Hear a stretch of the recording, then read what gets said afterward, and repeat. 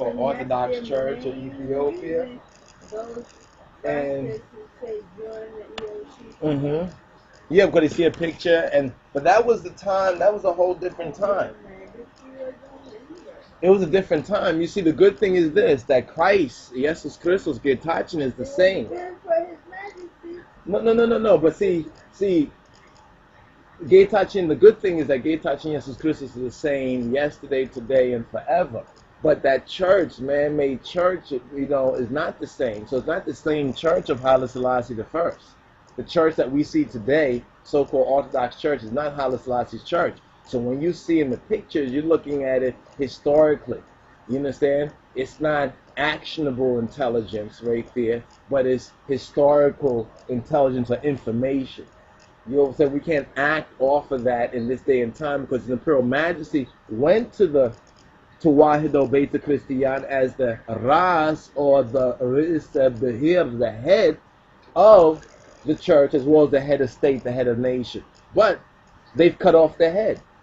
So if somebody cut off their head, they're headless. So the church is basically headless. Why would we want to go to a headless church or follow a headless church that actually committed suicide, cut off its own head? You know what I'm saying? Why would you? You know what I'm saying? That's the plain fact of people trying to dangle like His Majesty. You understand? Trying to dangle the image of His Majesty or the association of His Imperial Majesty in the Imperial Zemina. You understand? That was the Imperial, the Zemina and Negusa Neges. We're not in the Zemina and Negusa Neges. They cut off the King of Kings. You know what I'm saying? They cut off their head.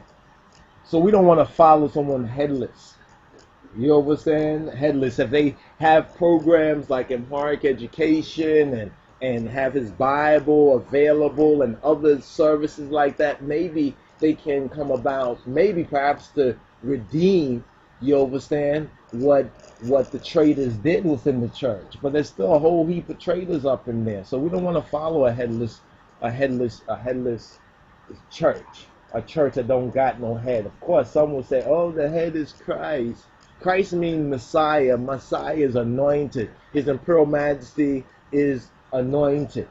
And they would turn their backs on those things too. And it was the same church, the real church that did it. You understand? And they turned their backs on that. So we don't want to join no headless, follow no headless. Look like blind leading the blind. Both fall in the ditch. You understand? Or join so people can say, yes, now you're a real Ethiopian. Get on my face. And you're a sickie. So somebody want to tell me, I'm a real Ethiopian in their eyes. So what does that mean? That means I can open a bank account in Ethiopia? What? You know what I mean? That means you can give me back my Shashimani land that you took from me?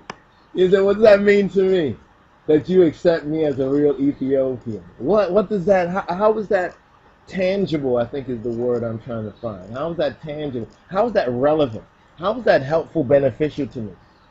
You understand? Oh, you go someplace, Ethiopians will love you. And didn't they love His Majesty too? Right? They loved him at one time, right? It makes me very cautious.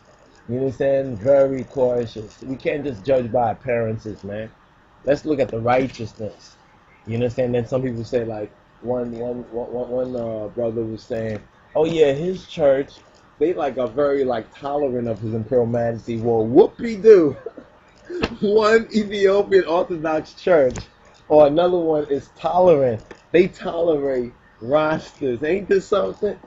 They tolerate some nostalgia about His Imperial Majesty. And that's supposed to be bait.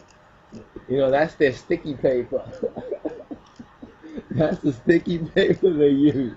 And a lot of y'all get stuck. You'll be like, oh yeah, the priest, the Abba or something called some guy father and stuff like that. He never called Majesty father. Anyway, some priest has nice things to say. Or one of the priests, oh yeah, this priest, he met Haile Selassie. He shook his hand. What you think? You think it's about rub off righteousness? Some of His Majesty's righteousness rubbed off on that priest, and now that priest touched you, so that rubs off on you. So you were touched by a priest that may have shaken His Imperial Majesty's hand or eyes have gazed upon him.